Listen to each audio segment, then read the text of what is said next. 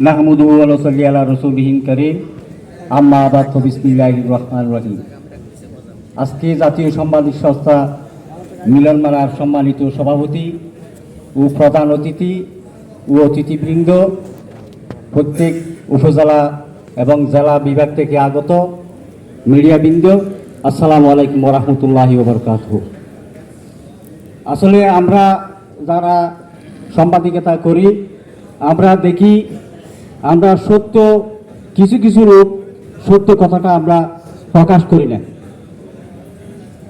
আমরা প্রতিটি উপজেলায় দেখি ইউনিয়নের কাছে গিয়ে ইউনিয়নের যে অনিয়ম দুর্নীতি এগুলা কথা বলে না, প্রতিবাদ করে না। আমি আমাদের লোহাগাড়া উপজেলার ইউনিয়নের কাছে আমাদের একটা জাতীয় সাংবাদিক সংস্থার বিজ্ঞাপনের জন্য আমি গিয়েছি। উনি বলেছে জাতীয় সাংবাদিক সংস্থা, আমি তো নাম শুনি নাই। তখন আমি ওনাকে বলছি, আপনি যে নাম শুনেন নাই সেটা তো আপনি কিভাবে আমাদেরকে এই কথাগুলো বললেন? আমাদের জাতীয় সাংবাদিক সংস্থা হলো আজকে ৪৪ বছর। এর পরে যেই সংগঠনগুলো আসছে কাজ করছে সবগুলো হলো আমাদের জাতীয় সাংবাদিক সংস্থার প্রতিষ্ঠাতা মরহুম আলতাফ হোসেন স্যারের ছাত্র, এবং অনেক সংগঠন হয়েছে। এরা আমাকে কয়েকটা সংগঠনের নাম আমাকে বলেছে, আমি ওনাকে বলেছি ওই সংগঠনগুলো হয়েছে কিছু ৩ মাস, কিছু ৬ মাস, কিছু ১ বছর, এইরকম। আপনি কার সাথে কি তুলনা দিয়েছেন? আজকে মনে রাখেন, আমাদের জাতীয় সাংবাদিক সংস্থার ওয়েবসাইটে ঢুকে সারা বাংলাদেশে কত হাজার আমাদের জাতীয় সাংবাদিক সংস্থার সদস্য আছে সেটা দেখেন।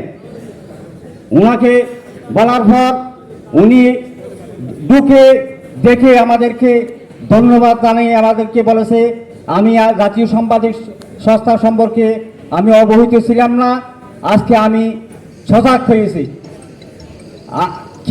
কিছু কিছু অন্য সংগঠনের লোকেরা বলেছিল জাতীয় সাংবাদিক সংস্থা এটা কিছু না। আমি বলেছি, ইউনু মহোদয়, আপনার আশপাশ যারা আছে তারা আপনাকে তেল মারে, আপনি মাসে মাসে তাদেরকে কিছু সুবিধা দেন।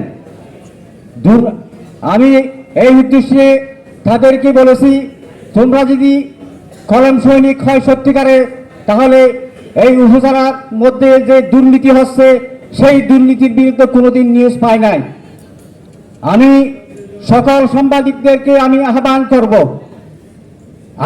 আপনারা কলম সৈনিক, কলম যোদ্ধা, অন্যের বিরুদ্ধে লেখনীর মাধ্যমে প্রতিবাদ করতে হবে। আমরা যেখানে নির্যাতিত নিপীড়িত আছে তাদের পাশে আমাদেরকে দাঁড়াতে হবে। আমরা অনেক দেখেছি।